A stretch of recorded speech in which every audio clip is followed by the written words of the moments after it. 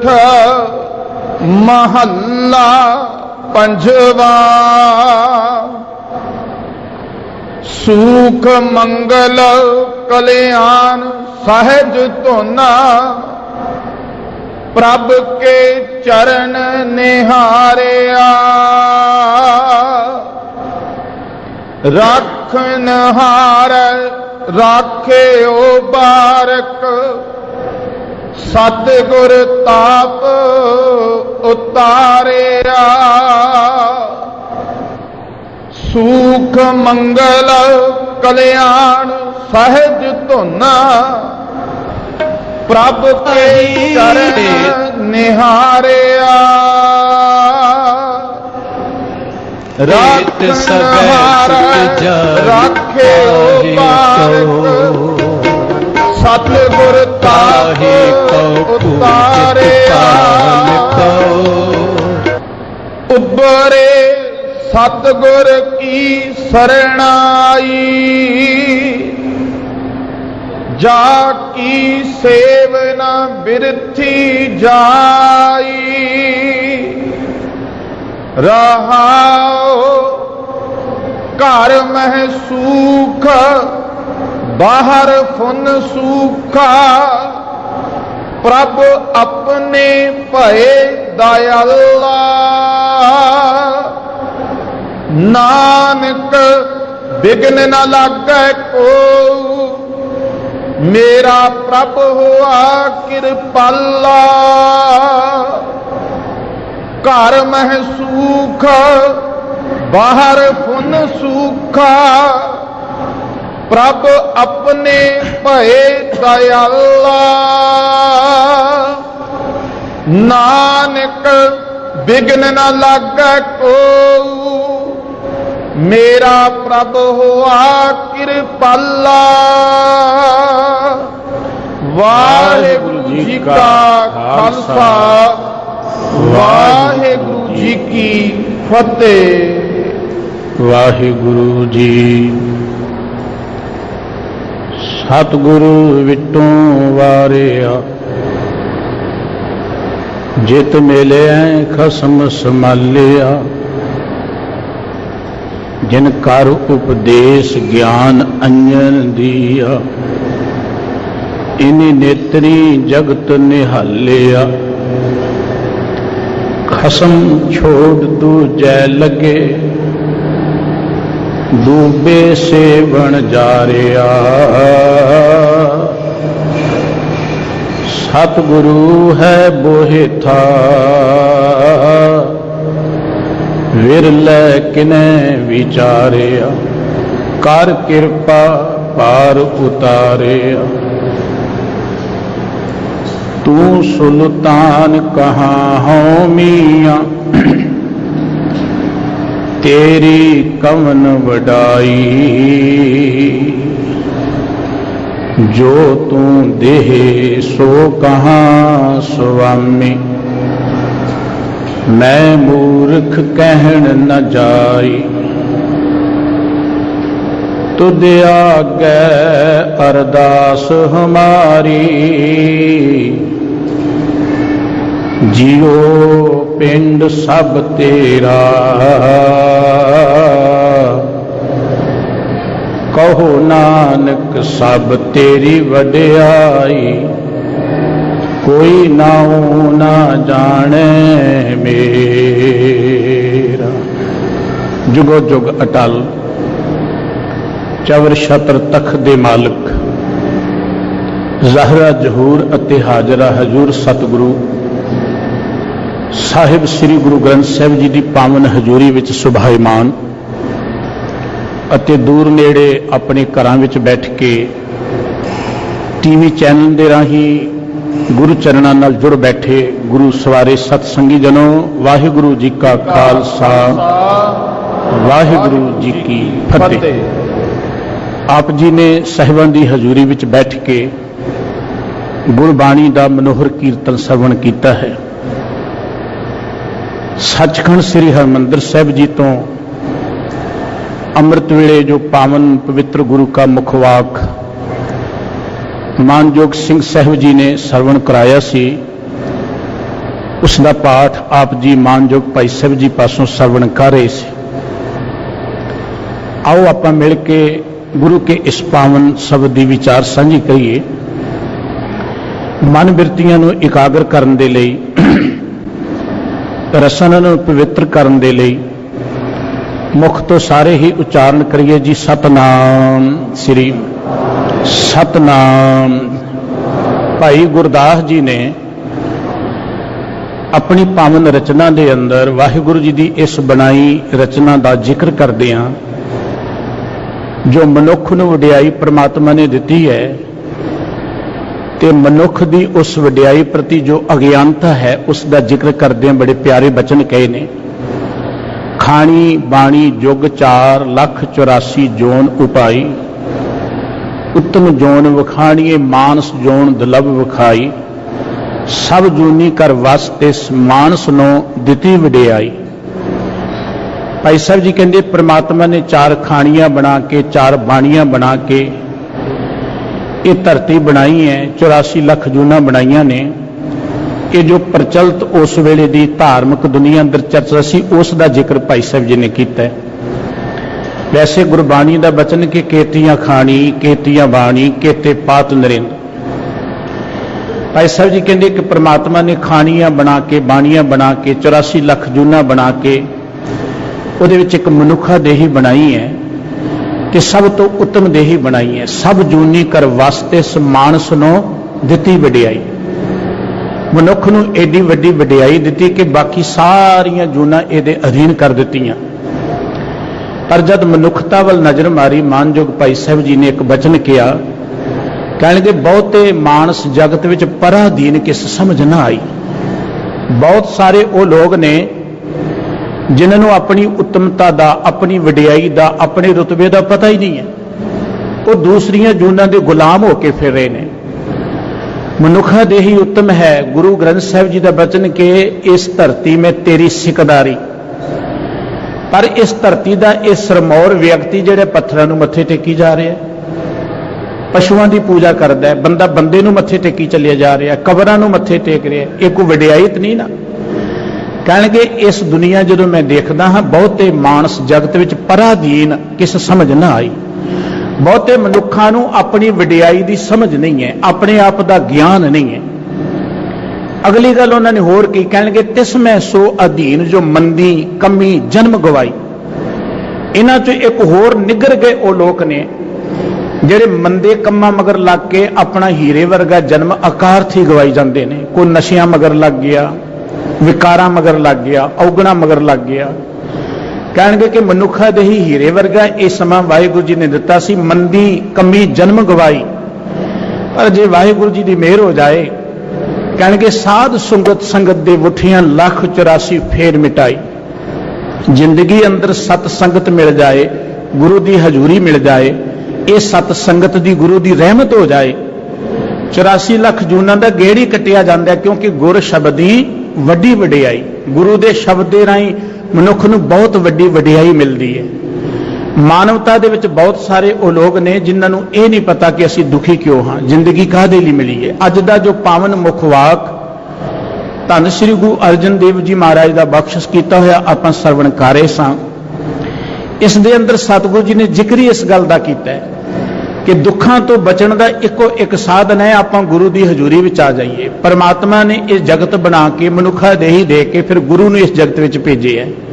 ਸਤਿਗੁਰੂ ਸੱਚੇ ਪਾਤਸ਼ਾਹ ਜੀ ਇਸ ਮੁੱਖ ਵਾਕ ਦੇ ਰਾਹੀਂ ਜਿਵੇਂ ਸਾਨੂੰ ਆਪਣੀ ਜ਼ਿੰਦਗੀ ਦੀ ਮਹਾਨਤਾ ਨੂੰ ਜਾਣ ਕੇ ਦੁੱਖਾਂ ਤੋਂ ਉਭਰਨ ਦਾ ਰਸਤਾ ਦਰਸਾ ਰਹੇ ਨੇ, ਆਓ ਆਪਾਂ ਮਿਲ ਕੇ ਗੁਰੂ ਕੇ ਇਸ ਪਾਵਨ ਮੁੱਖ ਵਾਕ ਦੀ ਵਿਚਾਰ ਸਾਂਝੀ ਕਰੀਏ ਜੀ। ਫਿਰ ਰਸਨਾਂ ਨੂੰ ਪਵਿੱਤਰ ਕਰਨ ਲਈ ਮੁਖ ਤੋਂ ਉਚਾਰਨ ਕਰੀਏ, ਸਤਨਾਮ ਸਤਨਾਮ ਵਾਹਿਗੁਰੂ ਸਾਹਿਬ ਜੀ। ਸੋਰਠ ਮਹੱਲਾ ਪੰਜਵਾ। ਸੋਰਠ ਰਾਗ ਦਾ ਇਹ ਪਾਵਨ ਮੁੱਖ ਵਾਕ ਜੋ ਧੰਨ ਸ੍ਰੀ ਗੁਰੂ ਅਰਜਨ ਦੇਵ ਜੀ ਮਹਾਰਾਜ ਦਾ ਉਚਾਰਨ ਕੀਤਾ ਹੋਇਆ ਸ੍ਰੀ ਗੁਰੂ ਗ੍ਰੰਥ ਸਾਹਿਬ ਜੀ ਮਹਾਰਾਜ ਦੇ ਪਾਵਨ ਪਵਿੱਤਰ ਅੰਕ 619 ਤੇ ਅੰਕਿਤ ਹੈ। ਇਹਦੀ ਵਿਚਾਰ ਕਰਨ ਦੇ ਲਈ ਪਹਿਲਾਂ ਸਾਨੂੰ ਰਹਾਉ ਦੀ ਪੰਕਤੀ ਤੇ ਧਿਆਨ ਕੇਂਦਰਿਤ ਕਰਨਾ ਪਏਗਾ, ਫਿਰ ਸ਼ਬਦ ਦੀ ਵਿਚਾਰ ਸਾਨੂੰ ਸਹਿਜੇ ਪਤਾ ਲੱਗ ਜਾਏਗੀ। ਉਪਰੇ ਸਤਿਗੁਰ ਕੀ ਸਰਣਾਈ। ਗੁਰੂ ਸਾਹਿਬ ਜੀ ਕਹਿੰਦੇ ਕਿ ਜਿਹੜੇ ਗੁਰੂ ਦੀ ਹਜ਼ੂਰੀ ਚ ਆ ਗਏ ਨਾ, ਉਹ ਉੱਭਰ ਗਏ, ਬਚ ਗਏ, ਉਹਨਾਂ ਦਾ ਪਾਰ ਉਤਾਰਾ ਹੋ ਗਿਆ। ਸਵਾਲ ਹੈ ਕਿ ਕਾਦੇ ਤੋਂ ਬਚਣਾ ਹੈ। ਭਾਈ ਗੁਰਦਾਸ ਜੀ ਨੇ ਇੱਕ ਬਚਨ ਕਿਹਾ ਹੈ ਕਿ ਬਾਝ ਗੁਰੂ ਡੁੱਬਾ ਜਗ ਸਾਰਾ। ਗੁਰੂ ਦੇ ਗਿਆਨ ਤੋਂ ਬਿਨਾਂ ਸਾਰਾ ਜਗਤ ਹੀ ਡੁੱਬ ਰਿਹਾ ਹੈ, ਵਿਕਾਰਾਂ ਵਿੱਚ ਡੁੱਬ ਰਿਹਾ ਹੈ, ਦੁੱਖਾਂ ਵਿੱਚ ਡੁੱਬ ਰਿਹਾ ਹੈ। ਮਨੁੱਖ ਨੇ ਇਸ ਜ਼ਿੰਦਗੀ ਤੋਂ ਬਾਅਦ ਕੋਈ ਭਉ ਸਾਗਰ ਤਰਨਾ, ਉਹ ਤੇ ਗੱਲ ਬਾਅਦ ਦੀ ਹੈ। ਜਿਉਂਦੇ ਜੀ ਭਉ ਸਾਗਰ ਅੰਦਰ ਮਨੁੱਖ ਡੁੱਬ ਰਿਹਾ ਹੈ। ਇੱਕ ਸਾਡੇ ਅੰਦਰ ਵੀ ਭਉ ਸਾਗਰ ਹੈ। ਭਉ ਦਾ ਅਰਥ ਹੁੰਦਾ ਡਰ, ਸਾਗਰ ਦਾ ਅਰਥ ਹੁੰਦਾ ਸਮੁੰਦਰ। ਸਾਡੇ ਅੰਦਰ ਵੀ ਇੱਕ ਸਹਿਮ ਬਣੀ ਹੈ, ਚਿੰਤਾ ਬਣੀ ਹੈ। ਜਨਮ ਤੋਂ ਲੈ ਕੇ ਜ਼ਿੰਦਗੀ ਪਰਿਅੰਤ ਹਰ ਸਮੇਂ 'ਚ ਆਪਾਂ ਨਜ਼ਰ ਮਾਰ ਕੇ ਦੇਖ ਲਈਏ, ਕੋਈ ਨਾ ਕੋਈ ਚਿੰਤਾ, ਕੋਈ ਨਾ ਕੋਈ ਫਿਕਰ ਸਾਨੂੰ ਲੱਗਿਆ ਰਹਿੰਦਾ ਹੈ। ਜੇ ਗਰੀਬ ਨੂੰ ਚਿੰਤਾ ਹੈ ਤੇ ਅਮੀਰ ਨੂੰ ਬੇਅੰਤ ਚਿੰਤਾਵਾਂ ਨੇ, ਉਹਨੂੰ ਕੋਈ ਘੱਟ ਚਿੰਤਾਵਾਂ ਨਹੀਂ। ਜੇ ਇੱਕ ਰੋਗੀ ਨੂੰ ਚਿੰਤਾ ਹੈ ਤੇ ਤੰਦਰੁਸਤ ਵੀ ਕੋਈ ਚਿੰਤਾਵਾਂ ਤੋਂ ਬਚੇ ਹੋਏ ਨਹੀਂ ਹੈ। ਜਿੱਧਰ ਵੀ ਆਪਾਂ ਨਜ਼ਰ ਮਾਰਦੇ ਹਾਂ, ਸਤਿਗੁਰੂ ਸਾਹਿਬ ਸ੍ਰੀ ਗੁਰੂ ਗ੍ਰੰਥ ਸਾਹਿਬ ਜੀ ਦਾ ਬਚਨ ਕਿ ਚਿੰਤਤ ਹੀ ਦਿਸੈ ਸਭ ਕੋਏ। ਹਰ ਕੋਈ ਚਿੰਤਤ ਨਜ਼ਰ ਆ ਰਿਹਾ ਹੈ, ਹਰ ਕੋਈ ਦੁੱਖਾਂ ਵਿੱਚ ਗਰਸਿਆ ਹੋਇਆ ਨਜ਼ਰ ਆ ਰਿਹਾ ਹੈ। ਪਰ ਇਹਨਾਂ ਦੁੱਖਾਂ ਤੋਂ, ਇਹਨਾਂ ਵਿਕਾਰਾਂ ਤੋਂ ਬਚਣ ਦਾ ਇੱਕੋ ਇੱਕ ਤਰੀਕਾ ਹੈ, ਬੰਦਾ ਗੁਰੂ ਦੀ ਚਰਨ ਸਰਣ ਵਿੱਚ ਆ ਜਾਏ। ਸਤਿਗੁਰੂ ਜੀ ਨੇ ਸਾਨੂੰ ਪ੍ਰੇਰਣਾ ਕੀਤੀ ਕਿ ਆਪਾਂ ਡੁੱਬ ਕਿਵੇਂ ਰਹੇ ਹਾਂ। ਆਤਮਿਕ ਜੀਵਨ ਅੰਦਰ ਅਨੇਕਾਂ ਔਗੁਣ ਸਾਡੇ ਤੇ ਭਾਰੂ ਹੋ ਰਹੇ ਨੇ। ਦੇਖੋ, ਜ਼ਿੰਦਗੀ ਸੁਖ ਮਾਣਨ ਲਈ ਵਾਹਿਗੁਰੂ ਜੀ ਨੇ ਦਿੱਤੀ ਸੀ, ਪਰ ਆਪਾਂ ਨਜ਼ਰ ਮਾਰੀਏ ਹਰ ਬੰਦਾ ਦੁਖੀ ਨਜ਼ਰ ਆ ਰਿਹਾ ਹੈ। ਨਾਨਕ ਦੁਖੀਆ ਸਭ ਸੰਸਾਰ, ਸਾਰਾ ਸੰਸਾਰ ਹੀ ਦੁਖੀ ਨਜ਼ਰ ਆ ਰਿਹਾ ਹੈ। ਦੁੱਖ ਕਿਉਂ ਨੇ? ਸਾਨੂੰ ਗਿਆਨ ਨਹੀਂ ਹੈ। ਗੁਰੂ ਦੀ ਹਜ਼ੂਰੀ ਚ ਆਉਣ ਦੀ ਕਿਉਂ ਪ੍ਰੇਰਣਾ ਕੀਤੀ ਗੁਰੂ ਸਾਹਿਬ ਜੀ ਨੇ? ਜਿਵੇਂ ਆਪਾਂ ਸ਼ੀਸ਼ੇ ਮੂਹਰੇ ਆਉਂਦੇ ਆ ਨਾ, ਸ਼ੀਸ਼ਾ ਸਾਨੂੰ ਸਾਡਾ ਚਿਹਰਾ ਦਰਸਾ ਦਿੰਦਾ ਹੈ ਕਿ ਸਾਡੇ ਚਿਹਰੇ ਤੇ ਕੀ ਕੁਝ ਲੱਗੇ ਹੈ, ਸਾਡੇ ਕੱਪੜੇ ਕਿਹੋ ਜਿਹੇ ਨੇ, ਸਾਡਾ ਸਰੂਪ ਕਿਹੋ ਜਿਹਾ ਹੈ। ਸ਼ੀਸ਼ਾ ਸਾਨੂੰ ਸਾਡਾ ਸਰੂਪ ਜਣਾ ਦਿੰਦਾ ਹੈ। ਤੇ ਗੁਰੂ ਕੋਲ ਆਉਣ ਦਾ ਵੀ ਮਨੋਰਥ ਹੈ ਕਿ ਗੁਰੂ ਸਾਨੂੰ ਸਾਡੀ ਸੋਝੀ ਦਿੰਦੇ ਨੇ, ਸਾਨੂੰ ਆਪਣਾ ਗਿਆਨ ਦਿੰਦੇ ਨੇ। ਬੰਦਾ ਰੱਬ ਨੂੰ ਲੱਭਣ ਲਈ ਤਾਂ ਤੁਰ ਪੈਂਦਾ ਹੈ। ਬੰਦਾ ਜਦੋਂ ਥੋੜਾ ਜਿਹਾ ਧਾਰਮਿਕ ਹੁੰਦਾ ਹੈ ਨਾ, ਘਰ ਛੱਡ ਦਿੰਦਾ ਹੈ, ਕੰਮ ਧੰਦਾ ਛੱਡ ਦਿੰਦਾ ਹੈ, ਵੱਖਰਾ ਜਿਹਾ ਪਹਿਰਾਵਾ ਪਾ ਲੈਂਦਾ ਹੈ, ਤੇ ਲੋਕੀ ਕਹਿੰਦੇ ਰੱਬ ਨੂੰ ਲੱਭਣ ਲਈ ਤੁਰ ਪਿਆ। ਤੇ ਗੁਰੂ ਗ੍ਰੰਥ ਸਾਹਿਬ ਜੀ ਕਹਿੰਦੇ ਰੱਬ ਕੋ ਗਵਾਚਿਆ ਜਿਹਨੂੰ ਲੱਭਣਾ। ਰੱਬ ਤਾਂ ਕਿਤੇ ਬਾਹਰ ਨਹੀਂ ਹੈ। ਗੁਰੂ ਤੇਗ ਬਹਾਦਰ ਸਾਹਿਬ ਜੀ ਨੇ ਇੱਕ ਬਚਨ ਕਿਹਾ ਸੀ, ਕਾਹੇ ਰੇ ਬਨ ਖੋਜਨ ਜਾਈ, ਸਰਬ ਨਿਵਾਸੀ ਸਦਾ ਅਲੇਪਾ, ਤੋਹੀ ਸੰਗ ਸਮਾਈ। ਪੋਪ ਮਦ ਜੋ ਬਾਸ ਬਸਤ ਹੈ, ਮੁਕਰ ਮਾਹੇ ਜੈਸੇ ਛਾਈ, ਤੈਸੇ ਹੀ ਹਰ ਬਸੇ ਨਿਰੰਤਰ ਘਟ ਹੀ ਖੋਜੋ ਭਾਈ। ਗੁਰੂ ਬਾਬਾ ਜੀ ਕਹਿੰਦੇ ਕਿ ਰੱਬ ਨੂੰ ਲੱਭਣ ਤੋਂ ਪਹਿਲਾਂ ਆਪਣੇ ਆਪ ਨੂੰ ਲੱਭ ਲਓ। ਰੱਬ ਨੂੰ ਜਾਣਨ ਤੋਂ ਪਹਿਲਾਂ ਆਪਣੇ ਆਪ ਨੂੰ ਜਾਣ ਲਓ। ਤੇ ਆਪਣੇ ਆਪ ਨੂੰ ਜਾਣਿਆ ਸਿਰਫ ਤਾਂ ਸਿਰਫ ਗੁਰੂ ਕੋਲ ਆ ਕੇ ਹੀ ਜਾ ਸਕਦਾ ਹੈ। ਜਿਹੜਾ ਆਪਣੇ ਆਪ ਨੂੰ ਜਾਣ ਲਏਗਾ, ਧੰਨ ਸ੍ਰੀ ਗੁਰੂ ਗ੍ਰੰਥ ਸਾਹਿਬ ਜੀ ਦਾ ਇੱਕ ਦਾਅਵਾ ਹੈ ਕਿ ਆਪ ਪਛਾਣੇ ਤਾਂ ਸੋ ਜਾਣੇ। ਜਿਹੜਾ ਆਪਣੇ ਆਪ ਨੂੰ ਜਾਣ ਲਏਗਾ, ਉਹ ਪ੍ਰਮਾਤਮਾ ਨੂੰ ਵੀ ਜਾਣ ਲਏਗਾ। ਜਿੰਨਾ ਚਿਰ ਆਪਣੇ ਆਪ ਦਾ ਗਿਆਨ ਨਹੀਂ ਹੈ, ਆਪਣੇ ਆਪ ਦੀ ਸੋਝੀ ਨਹੀਂ ਹੈ, ਉਹਨਾਂ ਚਿਰ ਪ੍ਰਮਾਤਮਾ ਦਾ ਗਿਆਨ ਪ੍ਰਾਪਤ ਕਰਨਾ ਔਖੀ ਗੱਲ ਹੈ, ਪ੍ਰਮਾਤਮਾ ਨੂੰ ਜਾਣਨਾ ਔਖੀ ਗੱਲ ਹੈ। ਇਸ ਕਰਕੇ ਸਤਿਗੁਰੂ ਦੀ ਹਜ਼ੂਰੀ ਚ ਆਉਣ ਦਾ ਭਾਵ ਇਹ ਹੈ ਕਿ ਸਾਨੂੰ ਸਾਡਾ ਆਪਣਾ ਗਿਆਨ ਮਿਲ ਜਾਏ। ਤੇ ਗੁਰੂ ਬਾਬਾ ਜੀ ਸਾਨੂੰ ਇੱਕ ਪ੍ਰੇਰਣਾ ਦਿੰਦੇ ਕਿ ਬੰਦਿਆ, ਤੂੰ ਦੁੱਖਾਂ 'ਚ ਪਿਆ ਹੋਇਆ ਹੈ ਨਾ, ਦੁੱਖਾਂ ਤੋਂ ਬਚਣ ਦਾ ਇੱਕੋ ਇੱਕ ਤਰੀਕਾ ਹੈ, ਬੰਦੇ ਖੋਜ ਦਿਲ ਹਰ ਰੋਜ਼ ਨਾ ਫਿਰ ਪਰੇਸ਼ਾਨੀ ਮਾਹੀ। ਹਰ ਰੋਜ਼ ਆਪਣੀ ਪੜਚੋਲ ਕਰਿਆ ਕਰ, ਖੋਜਿਆ ਕਰ।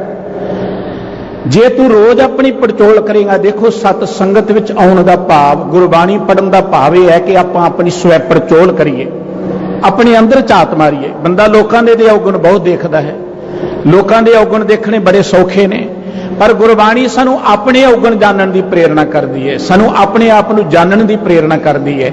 ਇਸ ਕਰਕੇ ਗੁਰੂ ਦੀ ਹਜ਼ੂਰੀ 'ਚ ਜਿਹੜੇ ਆਉਂਦੇ ਨੇ, ਉਹ ਆਪਣੇ ਆਪ ਨੂੰ ਜਾਣ ਲੈਂਦੇ ਨੇ, ਆਪਣੇ ਰਸਤੇ ਨੂੰ ਪਛਾਣ ਲੈਂਦੇ ਨੇ। ਧੰਨ ਸ੍ਰੀ ਗੁਰੂ ਅਰਜਨ ਦੇਵ ਜੀ ਮਹਾਰਾਜ ਕਹਿੰਦੇ ਉਹ ਦੁੱਖਾਂ ਤੋਂ ਬਚ ਜਾਂਦੇ ਨੇ। ਦੁੱਖ ਕੀ, ਇਸ ਗੱਲ ਦਾ ਗਿਆਨ ਨਹੀਂ ਹੈ ਮਨੁੱਖ ਨੂੰ। ਮਨੁੱਖ ਸੋਚਦਾ ਹੈ ਕਿ ਸੁੱਖ ਪ੍ਰਾਪਤ ਕਰਨ ਦਾ ਤਰੀਕਾ ਹੈ ਕਿ ਧਨ ਬਹੁਤ ਇਕੱਤਰ ਕਰ ਲਓ।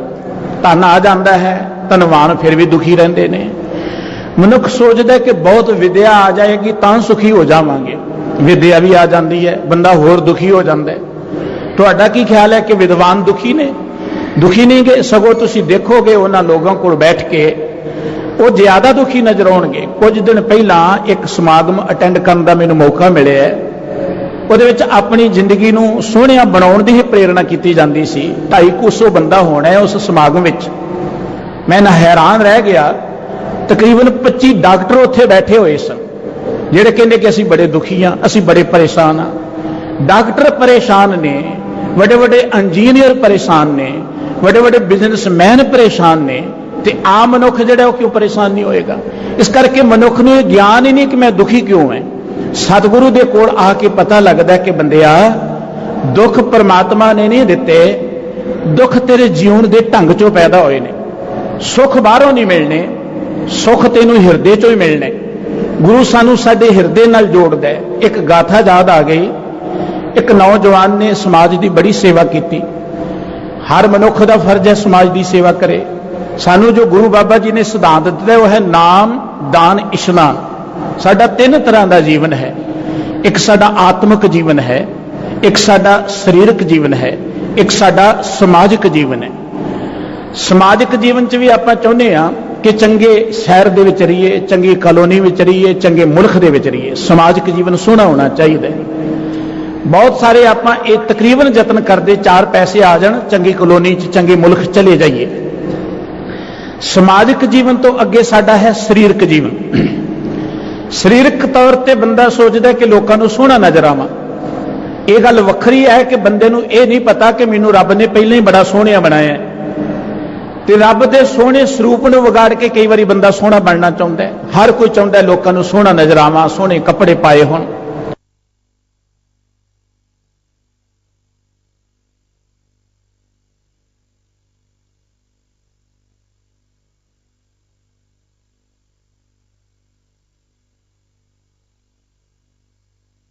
ਨਾਮ ਜਪਾਂਗੇ, ਆਤਮਿਕ ਤੌਰ ਤੇ ਸੋਹਣੇ ਹੋ ਜਾਵਾਂਗੇ।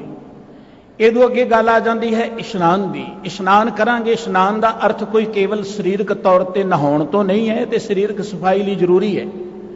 ਇਸ਼ਨਾਨ ਦਾ ਅਰਥ ਆਚਾਰ ਕਰਕੇ, ਵਿਹਾਰ ਕਰਕੇ, ਆਹਾਰ ਕਰਕੇ ਪਵਿੱਤਰ ਹੋ ਜਾਣਾ। ਸਰੀਰਕ ਤੌਰ ਤੇ ਤੰਦਰੁਸਤ ਰਵਾਂਗੇ, ਸੋਹਣੇ ਰਵਾਂਗੇ। ਸਮਾਜਿਕ ਤੌਰ ਤੇ ਤੰਦਰੁਸਤ ਰਹਿਣ ਦੇ ਲਈ ਸਾਨੂੰ ਸਤਿਗੁਰੂ ਜੀ ਨੇ ਪ੍ਰੇਰਣਾ ਕੀਤੀ ਦਾਨ। ਦਾਨ ਦਾ ਅਰਥ ਹੈ ਕਿ ਵੰਡ ਕੇ ਛਕਣਾ।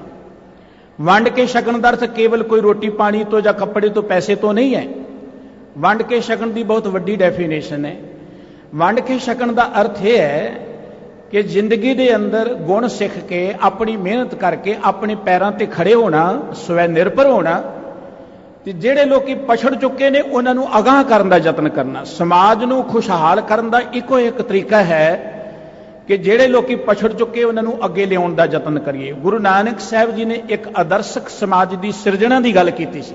ਉਹ ਸਮਾਜ ਜਿੱਥੇ ਕੋਈ ਦੁਖੀ ਨਾ ਹੋਏ। ਜਿਹੜੇ ਲੋਕੀ ਥੋੜੇ ਬਹੁਤੇ ਚੰਗੇ ਸਨ, ਜਿਨ੍ਹਾਂ ਦੇਖਿਆ ਕਿ ਸਮਾਜ ਤੇ ਦੁੱਖਾਂ ਨਾਲ ਭਰਿਆ, ਜਿਵੇਂ ਅੱਜ ਆਪਾਂ ਕਹਿੰਦੇ ਜੀ ਭ੍ਰਿਸ਼ਟਾਚਾਰ ਬੜਾ ਹੈ, ਬੇਈਮਾਨੀ ਬੜੀ ਹੈ, ਠੱਗੀ ਬੜੀ ਹੈ, ਬੜਾ ਬੁਰਾ ਹਾਲ ਹੈ, ਕਹਿੰਦੇ ਸਾਰੇ ਹੀ ਆ, ਪਰ ਸਮਾਜ ਨੂੰ ਸੁਧਾਰਨ ਦੀ ਗੱਲ ਤਾਂ ਨਹੀਂ ਨਾ ਕੋਈ ਕਰਦਾ। ਚਰਚਾ ਸਾਰੇ ਕਰਦੇ ਆ। ਇੱਕ ਵਿਦਵਾਨ ਕਹਿੰਦਾ ਕਿ ਆਪਾਂ ਕਹਿੰਦੇ ਬੇਈਮਾਨ ਬੜੇ ਨੇ, ਚਲੋ ਆਪਾਂ ਹੀ ਇਮਾਨਦਾਰ ਬਣ ਜਾਈਏ। ਇੱਕ ਬੇਈਮਾਨ ਤੇ ਘਟ ਹੀ ਜਾਏਗਾ ਨਾ, ਆਪਾਂ ਇਮਾਨਦਾਰ ਬਣ ਜਾਈਏ। ਪਰ ਬੰਦਾ ਆਪ ਇਮਾਨਦਾਰ ਨਹੀਂ ਬਣਨਾ ਚਾਹੁੰਦਾ, ਉਹ ਲੋਕਾਂ ਦੀ ਬੇਈਮਾਨੀ ਦੀ ਗੱਲ ਕਰਦਾ ਹੈ। ਗੁਰੂ ਬਾਬਾ ਜੀ ਨੇ ਗੱਲ ਕੀ ਕਿ ਸਮਾਜ ਦੀ ਸੇਵਾ ਕਰਨੀ। ਮੈਂ ਬੇਨਤੀ ਕਰ ਰਿਹਾ ਸਾਂ, ਬੱਚੇ ਨੇ ਸਮਾਜ ਦੀ ਸੇਵਾ ਕੀਤੀ। ਹਰ ਮਨੁੱਖ ਦਾ ਫਰਜ਼ ਹੈ, ਵਿੱਚ ਦੁਨੀਆ ਸੇਵ ਕਮਾਈ ਹੈ ਤਾਂ ਦਰਗਹਿ ਬੈਸਣ ਪਾਈਏ। ਰੱਬ ਦੇ ਦਰ ਤੇ ਮਾਣ ਪ੍ਰਾਪਤ ਕਰਨਾ ਹੈ ਤੇ ਸਮਾਜ ਦੀ ਸੇਵਾ ਕਰਨੀ ਪਏਗੀ। ਰਾਜਾ ਬੜਾ ਖੁਸ਼ ਹੋ ਗਿਆ, ਕਹਿਣ ਲੱਗਾ ਕਾਕਾ ਤੂੰ ਬਹੁਤ ਵਧੀਆ ਕੰਮ ਕਰਦਾ ਹੈ, ਮੈਂ ਤੈਨੂੰ ਕੋਈ ਇਨਾਮ, ਕੋਈ ਵਡਿਆਈ ਦੇਣਾ ਚਾਹੁੰਦਾ, ਮੰਗ ਲੈ ਕੀ ਚਾਹੀਦਾ। ਤੇ ਬੱਚਾ ਕਹਿਣ ਲੱਗਾ ਮੈਨੂੰ ਤੇ ਕੁਝ ਨਹੀਂ ਚਾਹੀਦਾ, ਕਿਸੇ ਇਨਾਮ ਲਈ ਨਹੀਂ ਮੈਂ ਸੇਵਾ ਕਰ ਰਿਹਾ। ਕਈ ਵਾਰੀ ਆਪਾਂ ਸੇਵਾ ਕਰਦੇ, ਕੋਈ ਸਾਡੇ ਵੱਲ ਦੇਖੇ, ਕਿਤੇ ਸਾਡਾ ਨਾਮ ਲਿਖਿਆ ਜਾਏ, ਕਿਤੇ ਸਾਡੀ ਅਨਾਉਂਸਮੈਂਟ ਹੋ ਜਾਏ, ਸੇਵਾ ਹੋ ਜਾਏ। ਪਰ ਬੱਚਾ ਕਹਿਣ ਲੱਗਾ ਮੈਨੂੰ ਕਿਸੇ ਚੀਜ਼ ਦੀ ਲੋੜ ਨਹੀਂ, ਸੇਵਾ ਕਰਨਾ ਮੇਰਾ ਫਰਜ਼ ਹੈ। ਪਰ ਰਾਜਾ ਕਹਿਣ ਲੱਗਾ ਤੇਰਾ ਫਰਜ਼ ਹੈ, ਪਰ ਮੇਰਾ ਫਰਜ਼ ਜਿਹੜਾ ਸੇਵਾ ਕਰੇ ਸਮਾਜ ਦੀ, ਉਹਨੂੰ ਵਡਿਆਈ ਦੇਣਾ, ਤਾਂ ਕਿ ਤੇਰੇ ਵੱਲ ਦੇਖ ਕੇ ਹੋਰ ਲੋਕਾਂ ਨੂੰ ਵੀ ਪ੍ਰੇਰਣਾ ਮਿਲੇ, ਹੋਰ ਲੋਕੀ ਨੌਜਵਾਨ ਵੀ ਸੇਵਾ ਜੁਟ ਜਾਣ। ਤੇ ਨੌਜਵਾਨ ਕਹਿਣ ਲੱਗਾ ਜੇ ਦੇਣਾ ਹੀ ਹੈ ਨਾ, ਮੈਨੂੰ ਮਨ ਦਾ ਸੁੱਖ ਚਾਹੀਦਾ, ਮਨ ਦੀ ਸ਼ਾਂਤੀ ਚਾਹੀਦੀ ਹੈ। ਰਾਜਾ ਕਹਿਣ ਲੱਗਾ ਧਨ ਚਾਹੀਦਾ ਲੈ ਲੈ, ਰਾਜ ਚਾਹੀਦਾ ਲੈ ਲੈ, ਸੋਨਾ ਚਾਂਦੀ ਚਾਹੀਦਾ ਲੈ ਲੈ, ਇਹ ਮਨ ਦਾ ਸੁੱਖ ਤਾਂ ਮੇਰੇ ਕੋਲ ਵੀ ਨਹੀਂ ਹੈ, ਤੂੰ ਮੰਗਿਆ ਹੈ ਤੈਨੂੰ ਜ਼ਰੂਰ ਦੇਵਾਂਗਾ। ਰਾਜਾ ਉਹਨੂੰ ਇੱਕ ਮਹਾਂਪੁਰਖ ਕੋਲ ਲੈ ਗਿਆ। ਮਹਾਂਪੁਰਖੋ, ਇਸ ਬੱਚੇ ਨੇ ਬਹੁਤ ਵਧੀਆ ਸੇਵਾ ਕੀਤੀ ਸਮਾਜ ਦੀ, ਮੈਂ ਇਹਨੂੰ ਕੁਝ ਦੇਣਾ ਚਾਹੁੰਦਾ, ਜੋ ਕੁਝ ਇਹਨੇ ਮੰਗਿਆ ਉਹ ਮੇਰੇ ਕੋਲ ਨਹੀਂ, ਉਹ ਤੁਹਾਡੇ ਕੋਲ ਹੈ। ਇਹ ਮਨ ਦਾ ਸੁੱਖ ਚਾਹੁੰਦਾ ਹੈ, ਮਨ ਦੀ ਸ਼ਾਂਤੀ ਚਾਹੁੰਦਾ ਹੈ। ਤੇ ਮਹਾਂਪੁਰਖਾਂ ਨੇ ਇੱਕ ਗੱਲ ਕਿ ਇੱਕ ਮਨ ਦੀ ਸ਼ਾਂਤੀ ਜਾਂ ਮਨ ਦਾ ਸੁੱਖ ਕਿਸੇ ਦੇ ਤੇ ਨਹੀਂ ਮਿਲਦਾ। ਜਿਹੜੀ ਚੀਜ਼ ਦਿੱਤਿਆਂ ਮਿਲ ਸਕਦੀ ਹੈ ਉਹ ਖੋਈ ਵੀ ਜਾ ਸਕਦੀ ਹੈ। ਜੇ ਸੁੱਖ ਦਿੱਤਾ ਜਾਏ ਤੇ ਖੋਇਆ ਜਾ ਸਕਦਾ ਹੈ, ਧਨ ਦਿੱਤਾ ਜਾ ਸਕਦਾ ਹੈ, ਰਾਜ ਦਿੱਤਾ ਜਾ ਸਕਦਾ ਹੈ, ਧਨ ਖੋਇਆ ਵੀ ਜਾ ਸਕਦਾ ਹੈ, ਰਾਜ ਵੀ ਖੋਇਆ ਜਾ ਸਕਦਾ ਹੈ। ਸੁੱਖ ਨਾ ਦਿੱਤਾ ਜਾ ਸਕਦਾ ਹੈ, ਨਾ ਖੋਇਆ ਜਾ ਸਕਦਾ ਹੈ। ਜਿਨ੍ਹਾਂ ਨੂੰ ਸੁੱਖ ਮਿਲ ਗਿਆ, ਦੁਨੀਆ ਦੇ ਲੋਕਾਂ ਨੇ ਉਹਨਾਂ ਦੇ ਸੁੱਖ ਖੋਣ ਦਾ ਯਤਨ ਕੀਤਾ, ਉਹਨਾਂ ਨੂੰ ਦੁਖੀ ਕਰਨ ਦਾ ਯਤਨ ਕੀਤਾ, ਤਤੀਆਂ ਤਵੀਆਂ ਦੇ ਬਿਠਾਤਾ, ਸਿਰ ਤੇ ਆਰੇ ਚਲਾ ਦਿੱਤੇ। ਕੀ ਉਹਨਾਂ ਨੂੰ ਕੋਈ ਦੁਖੀ ਕਰ ਸਕਿਆ? ਉਥੇ ਤਤੀਆਂ ਤਵੀਆਂ ਤੇ ਬੈਠੇ ਵੀ ਕਹਿੰਦੇ ਤੇਰਾ ਕੀਆ ਮੀਠਾ ਲੱਗੈ ਹਰ ਨਾਮ ਪਦਾਰਥ ਨਾਨਕ ਮੰਗੇ। ਉੱਥੇ ਵੀ ਉਹ ਸੁਖੀ ਨੇ। ਸੁੱਖ ਦਿੱਤਿਆਂ ਨਹੀਂ ਮਿਲਦਾ, ਸੁੱਖ ਬਾਹਰੋਂ ਨਹੀਂ ਮਿਲਦਾ, ਸੁੱਖ ਅੰਦਰੋਂ ਮਿਲਦਾ ਤੇ ਉਸ ਸੁੱਖ ਨੂੰ ਪ੍ਰਾਪਤ ਕਰਨ ਦੀ ਹੀ ਸੋਝੀ ਸਤਿਗੁਰੂ ਜੀ ਬਖਸ਼ਦੇ ਨੇ। ਗੁਰੂ ਸਾਹਿਬ ਜੀ ਕਹਿੰਦੇ ਜਿਹੜੇ ਗੁਰੂ ਦੀ ਹਜ਼ੂਰੀ ਚ ਆ ਗਏ ਉਹ ਦੁੱਖਾਂ ਤੋਂ ਬਚ ਗਏ, ਉਹਨਾਂ ਨੂੰ ਸੁੱਖ ਪ੍ਰਾਪਤ ਹੋ ਗਏ। ਜਾ ਕੀ ਸੇਵ ਨਾ ਬਿਰਥੀ ਜਾਈ। ਗੁਰੂ ਕੌਣ ਹੈ? ਸਵਾਲ ਇਹ ਹੈ ਕਿ ਗੁਰੂ ਕੌਣ ਹੈ। ਧਾਰਮਿਕ ਦੁਨੀਆ ਦੇ ਅੰਦਰ ਬੜਾ ਲੋਕੀ ਕਨਫਿਊਜ਼ ਨੇ ਗੁਰੂ ਦੇ ਬਾਰੇ। ਕਈ ਕਹਿੰਦੇ ਜੀ ਦੇਹਧਾਰੀ ਹੀ ਗੁਰੂ ਹੋ ਸਕਦਾ ਹੈ, ਪਰ ਗੁਰਮਤਿ ਕਹਿੰਦੀ ਹੈ ਸ਼ਬਦ ਗੁਰੂ ਸੁਰਤ ਤੁਮ ਚੇਲਾ। ਕਈ ਥਾਵਾਂ ਤੇ ਬੜੀ ਹੈਰਾਨੀ ਹੁੰਦੀ ਹੈ, ਕਈ ਲੋਕੀ ਚਰਚਾ ਕਰਨਗੇ ਜੀ ਸਾਡੇ ਗੁਰੂ ਜੀ ਆਏ ਸੀ ਫਲਾਣੇ, ਉਹ ਦੁਨਿਆਵੀ ਵਿਅਕਤੀਆਂ ਨੂੰ ਗੁਰੂ ਮੰਨਦੇ ਨੇ। ਪਰ ਗੁਰੂ ਗ੍ਰੰਥ ਸਾਹਿਬ ਜੀ ਨੇ ਗੁਰੂ ਦੀ ਵਡਿਆਈ ਦੱਸੀ ਹੈ। ਕਹਿਣ ਲੱਗੇ ਸਤਿਪੁਰਖ ਜਿਨ ਜਾਣਿਆ ਸਤਿਗੁਰ ਤਿਸ ਕਾ ਨਾਉ ਤਿਸ ਕੈ ਸੰਗ ਸਿੱਖ ਉਦਰੈ ਨਾਨਕ ਹਰ ਗੁਣ ਗਾਓ। ਜੋ ਸਤਿਪੁਰਖ ਵਾਹਿਗੁਰੂ ਜੀ ਵਿੱਚ ਲਿਵਲੀਨ ਹੋ ਗਿਆ, ਜਿਸ ਮਿਲੇ ਮਨ ਆਨੰਦ ਹੋਏ ਸੋ ਸਤਿਗੁਰ ਕਹੀਏ। ਜਿਹਦੇ ਦਰਸ਼ਨ ਦੀਦਾਰ ਕੀਤਿਆਂ ਮਨ ਆਨੰਦਿਤ ਹੋ ਜਾਏ। ਸਤਿਗੁਰੂ ਕੌਣ ਹੈ? ਜਿਹੜਾ ਸਾਨੂੰ ਪ੍ਰਮਾਤਮਾ ਦੇ ਪਿਆਰ ਵਿੱਚ ਜੋੜ ਦੇ। ਸਤਿਗੁਰ ਸਿੱਖ ਕੋ ਨਾਮ ਧਨ ਦੇ ਗੁਰ ਕਾ ਸਿੱਖ ਵਡ ਭਾਗੀ ਹੈ। ਇਹ ਨਹੀਂ ਕਿਸੇ ਨੇ ਦੁਨਿਆਵੀ ਚੀਜ਼ ਦੇਤੀ ਆਪਾਂ ਕਹੇ ਜੀ ਇਹੀ ਸਾਡਾ ਗੁਰੂ ਹੈ। ਸਾਡੀ ਮੱਝ ਦੁੱਧ ਨਹੀਂ ਦਿੰਦੀ, ਪੇੜਾ ਦਿੱਤਾ ਸੀ ਫਲਾਣੇ ਜੀ ਉਹੀ ਸਾਡਾ ਗੁਰੂ ਹੈ। ਆਪਾਂ ਦੁਨਿਆਵੀ ਲੋੜਾਂ ਦੀ ਪੂਰਤੀ ਕਰਨ ਵਾਲੇ ਨੂੰ ਗੁਰੂ ਮੰਨ ਬੈਠਦੇ ਆ। ਸਤਿਗੁਰੂ ਦੇ ਦਰ ਤੋਂ ਦੁਨਿਆਵੀ ਲੋੜਾਂ ਵੀ ਪੂਰੀਆਂ ਹੁੰਦੀਆਂ ਨੇ, ਪਰ ਸਤਿਗੁਰੂ ਉਹ ਹੈ ਜਿਹੜਾ ਸਾਨੂੰ ਪ੍ਰਮਾਤਮਾ ਵਿੱਚ ਲਿਵਲੀਨ ਕਰ ਦੇਵੇ। ਜੋ ਪ੍ਰਮਾਤਮਾ ਵਿੱਚ ਲਿਵਲੀਨ ਹੋਏਗਾ। ਗੁਰੂ ਦਾ ਅਰਥ ਇਹ ਨਹੀਂ ਕਿ ਜਿਹਦੇ ਮਗਰ ਬਹੁਤੀ ਦੁਨੀਆ ਲੱਗ ਗਈ ਉਹਨੂੰ ਆਪਾਂ ਗੁਰੂ ਸਮਝ ਬੈਠਾਂਗੇ। ਭੱਟਾਂ ਨੇ ਗੁਰੂ ਕੀ ਮਹਿਮਾ ਗਾਇਨ ਕਰਦੇ ਆ, ਇੱਕ ਬੜਾ ਪਿਆਰਾ ਬਚਨ ਕਿਹਾ। ਧੰਨ ਗੁਰੂ ਰਾਮਦਾਸ ਜੀ ਮਹਾਰਾਜ ਦੀ ਉਸਤਤ ਕਰਦੇ ਆ। ਜੇ ਸਤਿਗੁਰ ਸਿਮਰੰਤ ਨੈਣ ਕੇ ਤਿਮਿਰ ਮਿਟੈ ਖਿਨ। ਜੇ ਸਤਿਗੁਰ ਸਿਮਰੰਤ ਹਿਰਦੈ ਹਰ ਨਾਮ ਦਿਨੋ ਦਿਨ। ਜੇ ਸਤਿਗੁਰ ਸਿਮਰੰਤ ਜੀ ਕੀ ਤਪਤ ਮਿਟਾਵੇ। ਜੇ ਸਤਿਗੁਰ ਸਿਮਰੰਤ ਰਿੱਧ ਸਿਧ ਨੌ ਨਿਧ ਪਾਵੇ। ਸੋਈ ਰਾਮਦਾਸ ਗੁਰੂ ਬਲ ਭਾਣ ਮਿਲ ਸੰਗਤ ਧਨ ਧਨ ਕਰੋ। ਜੇ ਸਤਿਗੁਰ ਲਗ ਪ੍ਰਭ ਪਾਈਐ ਸੋ ਸਤਿਗੁਰ ਸਿਮਰੋ ਨਰੋ। ਜਿਸ ਗੁਰੂ ਨੂੰ ਚੇਤੇ ਕੀਤਿਆਂ ਸਾਡੀਆਂ ਅੱਖਾਂ ਦੇ ਅਗਿਆਨਤਾ ਦੇ ਛੌੜ ਹੀ ਕੱਟੇ ਜਾਣ। ਜੇ ਸਤਿਗੁਰੂ ਜੀ ਨੂੰ ਚੇਤੇ ਕੀਤਿਆਂ ਸਾਡੇ ਹਿਰਦੇ 'ਚ ਪ੍ਰਮਾਤਮਾ ਦੇ ਨਾਮ ਦਾ ਪਿਆਰ ਪੈਦਾ ਹੋ ਜਾਏ। ਇਹ ਨਹੀਂ ਕਿ ਜਿਹੜਾ ਆਪਣੇ ਆਪ ਨੂੰ ਮੱਥੇ ਟਿਕਾਈ ਜਾਏ ਆਪਾਂ ਕਹੀਏ ਜੀ ਉਹੀ ਗੁਰੂ ਹੈ। ਗੁਰੂ ਗ੍ਰੰਥ ਸਾਹਿਬ ਜੀ ਦੀ ਬਾਣੀ ਪੜ੍ਹ ਕੇ ਦੇਖੀਏ ਜਾਂ ਗੁਰੂ ਸਾਹਿਬਾਨ ਜੀ ਦਾ ਜੀਵਨ ਇਤਿਹਾਸ ਪੜ੍ਹ ਕੇ ਦੇਖੀਏ। ਸਤਿਗੁਰੂ ਜੀ ਨੇ ਤੇ ਕਿਤੇ ਨਹੀਂ ਕਿਹਾ ਤੁਸੀਂ ਗੁਰੂ ਨਾਨਕ ਜਪੋ ਜਾਂ ਗੁਰੂ ਨਾਨਕ ਨੂੰ ਮੱਥਾ ਟੇਕੋ। ਗੁਰੂ ਸਾਹਿਬ ਜੀ ਤਾਂ ਕਹਿੰਦੇ ਜਪੋ ਤਾਂ ਏਕੋ ਨਾਮਾ ਅਵਰ ਨਿਰਾਫਲ ਕੰਮ। ਭਾਈ ਪਿਰਥਾ ਤੇ ਭਾਈ ਖੇਡਾ ਰੋਜ਼ ਸਤ ਸੰਗਤ ਵਿੱਚ ਆਉਂਦੇ ਸਨ। ਕਰਤਾਰਪੁਰ ਸਾਹਿਬ ਜੀ ਵਿੱਚ ਸਤਿਗੁਰੂ ਜੀ ਦੇ ਦੀਦਾਰ ਕਰਦੇ, ਕੀਰਤਨ ਸਰਵਣ ਕਰਦੇ ਸਨ। ਇੱਕ ਦਿਨ ਗੁਰੂ ਸਾਹਿਬ ਜੀ ਦੇ ਹਜ਼ੂਰ ਉਹਨਾਂ ਨੇ ਹੱਥ ਜੋੜ ਕੇ ਬੇਨਤੀ ਕੀਤੀ। ਜਨਮ ਸਾਖੀ 'ਚ ਇਹ ਸਾਖੀ ਅੰਕਿਤ ਹੈ। ਸਤਿਗੁਰੂ ਜੀ ਜਦੋਂ ਕੀਰਤਨ ਸੁਣਦੇ ਬੜਾ ਆਨੰਦ ਆਉਂਦਾ ਹੈ। ਮਹਾਰਾਜ ਜੀ ਆਪ ਜੀ ਦੇ ਚਰਨ ਕਮਲਾਂ 'ਚ ਬੇਨਤੀ ਹੈ ਕਿ ਸਾਨੂੰ ਆਪਣੇ ਚਰਨਾਂ 'ਚ ਨਿਵਾਸ ਬਖਸ਼ੋ, ਅਸੀਂ ਜਮਾਂ ਦੇ ਡਰ ਤੋਂ ਬਚ ਜਾਈਏ।